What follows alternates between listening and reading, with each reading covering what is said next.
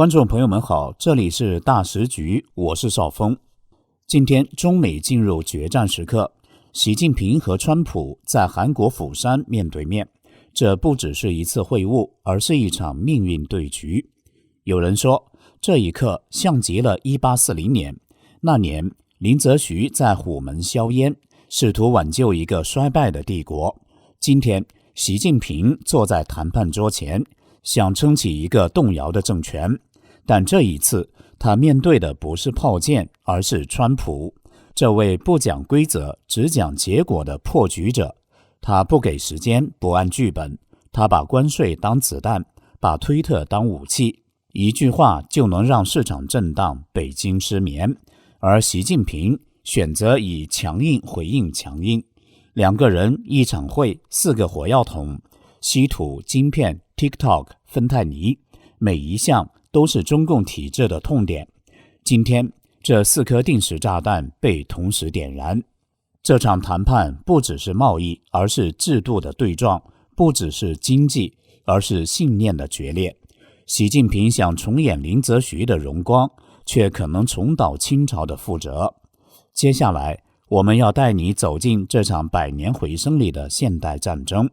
从林则徐的诗到习近平的案头，从虎门销烟到釜山谈判桌，这不只是一场会议，而是历史的复盘，权力的倒数。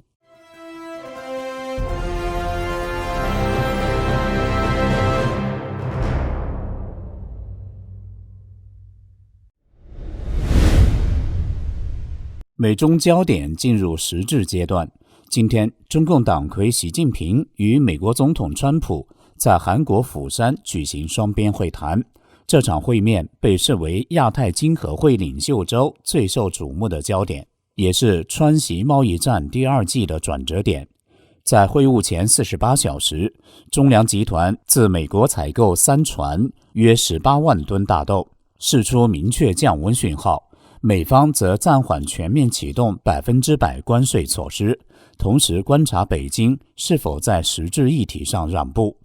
本轮谈判聚焦4大核心议题： 1. 稀土与关键矿产，涉及中国出口管制与美方替代供应链布局； 2. 科技管制，包括先进晶片、半导体设备及投资审查； 3. TikTok 与数据安全，针对分拆或停用方案的最终路线； 4. 芬太尼前驱物治理，美方要求北京加强出口监管与联合执法。川普在出发前于记者会上表示，我希望我们能达成协议，我认为我们会有一个对双方都好的结果，但他同时保留及时加征关税的选项，维持谈判杠杆。北京则以大豆采购与稀土管控可调为姿态，试图在强硬与退让之间寻找平衡。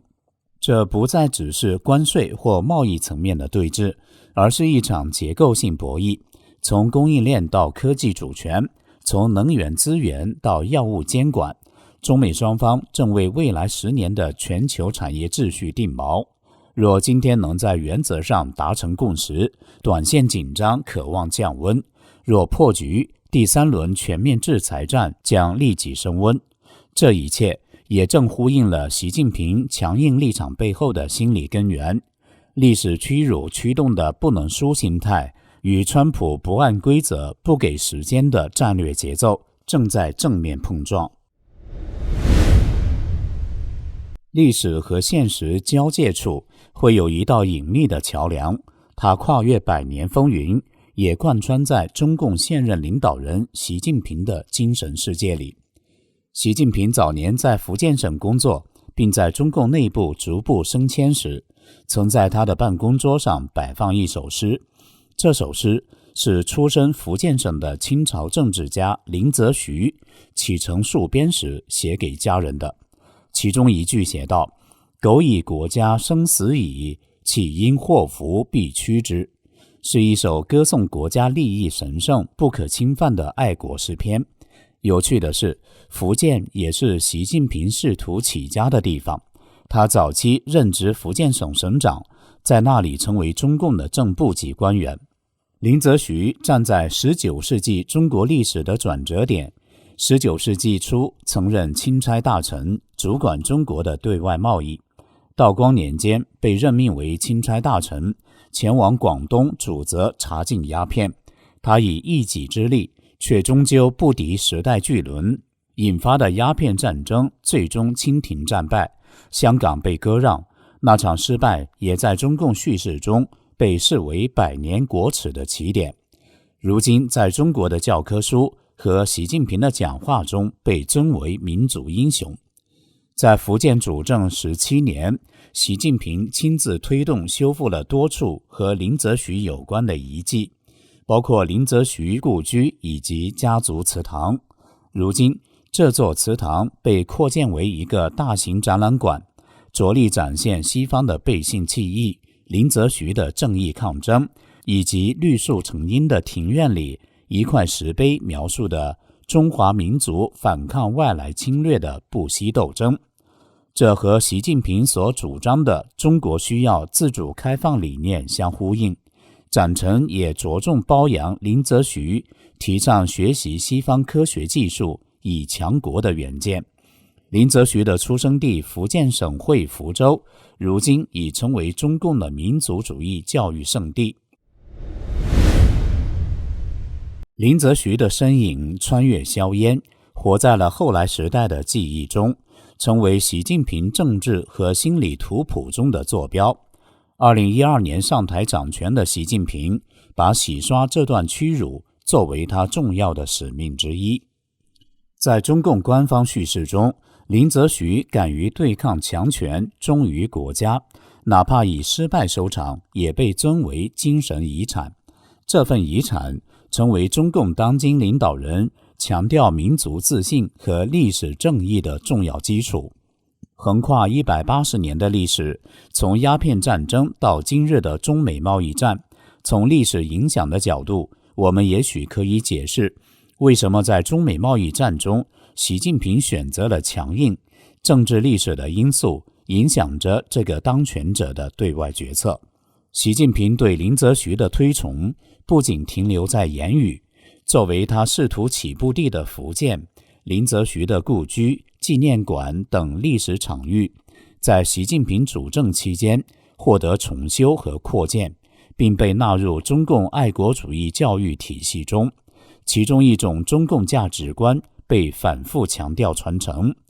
中国要再次站在世界舞台，不能重蹈晚清覆辙，而要完成前人未尽之志。鸦片战争这段历史不仅影响了几代人，也深刻地影响了习近平个人对西方的情感和观感。他眼中不能输的对抗，某种程度上是将当年林则徐的失败视作心理投射，视为现代中国必须洗刷的历史屈辱。这样的历史、政治和心理情节体现在中美贸易战的态度差异上。伦敦大学伯贝克学院的中国研究学者茱莉亚·洛威尔指出，美国总统川普将中国视为现代国际秩序的受益者，而中共领导人则视中国为受害者。这种认知差异可能会导致10月30号川普和中共党魁习近平会谈出现深刻的不稳定。对于习近平来说，林则徐的精神遗产传递着2层讯息：一是中国绝不能向外来压力低头，但也绝不能再以积贫积弱的姿态参与国际博弈；二是林则徐的抗争之所以失败，是因为晚清在军事和经济实力上远远落后于西方。习近平在贸易战中对川普采取强硬反击策略表明，他相信中国已积蓄起林则徐当年所欠缺的实力，可以将他未尽的事业向前推进。洛威尔说，鸦片战争的历史正在塑造中国政府当下的行动和战略。但值得观察的是，这种受害者心态正和现实剥离甚至脱节。如今中国不再是当年的军力落后、任人宰割的晚清，而是世界第2大经济体，科技和军事力量在不断扩张，甚至走向强权。中共当局在南中国海和世界各地港口的扩张就足以说明问题。当野心和实力与受害者心理出现落差，那种强者心怀旧恨的心态反而可能激化国际冲突的风险。英国当局为了扭转贸易逆差，大量贩运鸦片入华。美国今天则指责中共当局放任输出制毒原料，并以此作为外交压力工具。历史虽不尽相同，逻辑却颇为类似。讽刺的是，如今中共才是被指为全球芬太尼危机的源头之一，成为国际秩序中最大的毒品供应者之一，角色似乎与当年的西方形成了微妙兑换。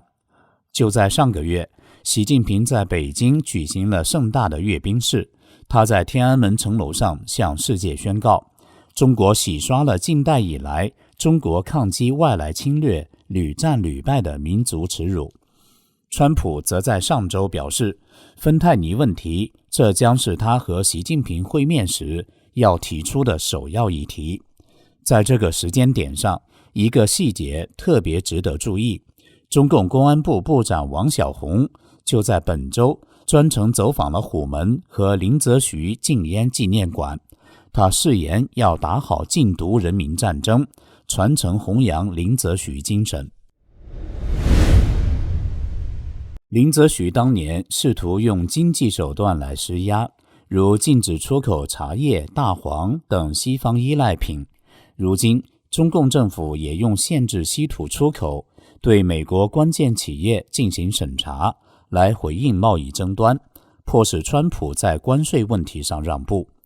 两者之间隔了近2个世纪，却反映出相似的逻辑。当军事对抗不可行，外交谈判僵持时，经济战成为手段和工具。然而，不可忽视的是，今日的中共是对现有国际秩序构成挑战的超大规模竞争者。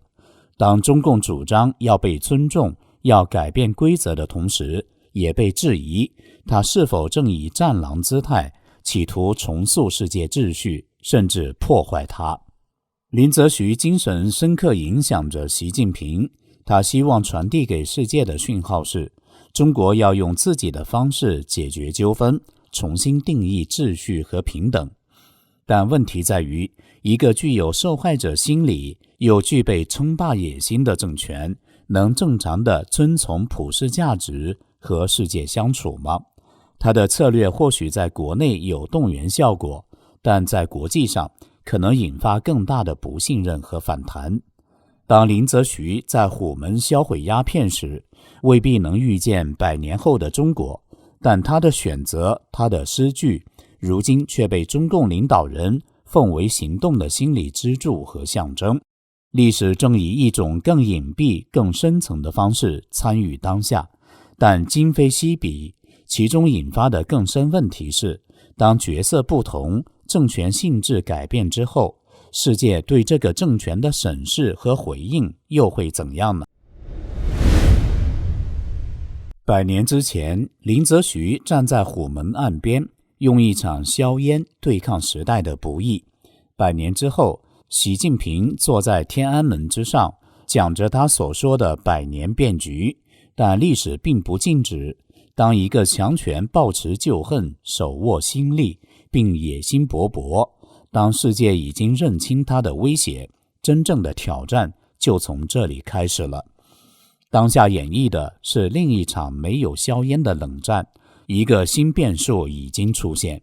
川普来了，他步伐迅速，行动猛烈，方向清晰。这一回，他不只是谈判，而是启动一场结构性的倒数。美中冷战进入第6年，川习会10月30号登场，但对许多观察家而言，这不仅仅是一场外交过招，而是倒数计时的另一秒响起。来自时评人龚子沈和经济学者陈小农的分析指出，2027年到2030年将是中共政权的最后窗口。川普的政策难以捉摸，却有迹可循。他从不遵循惯例，却常在混沌中占得先机。从2018年对钢铁铝制品加征 25% 关税，到2019年威胁对所有中国商品征收 30%， 再到2020年疫情期间突然松手签署第一阶段协议，2024年重返白宫后又接连抛出 60%， 直到 100% 全面关税威胁。一周内对是否和习近平在 APEC 会面反复3次表态，这种过山车式的决策节奏让中共决策中枢陷入前所未有的被动。龚子沈指出，中共体制建构在可控和计划之上，然而川普的不确定性让对手无从预测，无法部署。每一次的言论变化都迫使中共体系疲于奔命，动用庞大机构编写应变报告，推演预案，最终在资讯过载中陷入瘫痪。 TikTok 事件便是最佳缩影。美国仅凭借川普几则推文，就让字节跳动惊恐万分，重金自救。3年内反复重组、诉讼、谈判，精神和资源双重内耗。这不是制裁，而是一种零成本的慢性战争。龚子沈感慨说，川普零成本发推，中国企业却陷入无限期精神折磨。这场对抗的本质不在于表面的税率与条文，而是制度的碰撞。美国制度对冲击具有极高弹性，媒体监督、企业自调、社会试错，而中共决策体系是自上而下的玻璃建筑，抗压能力有限，尤其对资讯混乱毫无免疫力。川普的掷骰子策略彻底剥夺了中方的反应窗口，面对需要长远规划的中央集权体制，混乱比秩序更致命。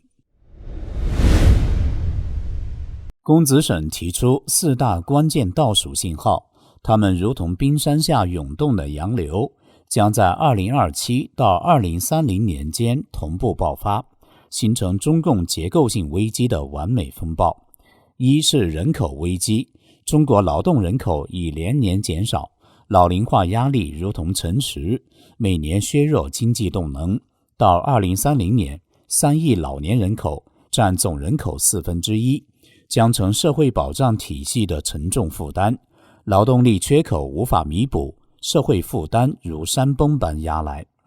二是资源筹码失效，尽管中国掌控全球稀土和关键矿产，但美国与盟友正迅速布局替代供应链。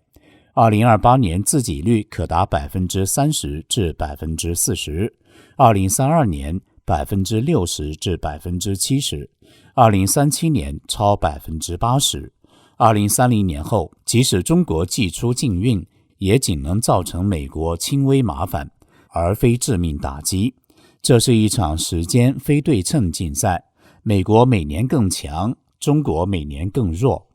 三是政治时钟响起，2027年中共21大，习近平将年满74岁，若连任至2032年，22大则79岁。无论他交棒还是强留，权力交接都将面临被房地产亏损、人口老化、脱钩压力压垮的中国。四是台湾进程，2024年民进党胜选已是讯号，如果2028和2032年台湾持续民主选择，北京的一国两制空间将进一步压缩。每一次选举都会让北京自问，现在不动还有机会吗？第4道裂缝将在2030年前后交织成完美风暴。当劳动力萎缩，战略筹码失效，领导人进入历史晚年，而对手美国和他的盟友完成了脱钩和围堵工程，战略主动权将从中共手中滑落。经济学者陈小农从更长周期观察这场对抗，并将其视为人类历史上的第2次冷战。与苏联不同的是，中共政权将在经济依赖全球化的背景下自断血脉。冷战不再是军队和导弹，而是供应链、数据战、科技围堵和资本流动的组合拳。川普的回归不是孤立事件，而是节奏的加速点。他的不可预测让中共措手不及，也让世界加速摆脱依赖。2020年，中共撕毁和川普的第一阶段协议，军舰开进中东岛，正式点燃冷战。2025年，中共搞稀土禁运，则是第二阶段经济武器化开场。未来10年是中共制度、资源和国运的终局倒数。中美冷战长度方面，程小农估算，美苏冷战40年，中共经济已下滑，军备透支，仅需20年就够了。2020年点燃，2025年第6年，距离尾声大约还有14年，落点在2040年。届时，经济全球化 1.0 版缩减为少数勾结中共的小圈子，多数国家远避中国市场，谁贴中共越近，沉船时陪葬越重。台湾不再只是地缘棋子，而是未来产业的核心翅膀。程小农指出， AI 和自动化浪潮将让美国成为全球最强制造力基地，而台湾的晶片和精密设备则是这架巨型飞船的必要引擎。如果台湾和美国在产业链上合成一体，台湾不只是守城，而将是主动起飞。未来的世界将不是靠军队定义强国，而是靠科技和智慧。台湾如果选择正确，就将以自由和创新跨入世界第2强国之列。龚子沈和程小农2人都指出，历史的齿轮已经开始转动，2020年是点火，2025年是点燃，第6年过去，剩下14年，通向一个注定结束的体制，也通向另一个可能诞生的未来。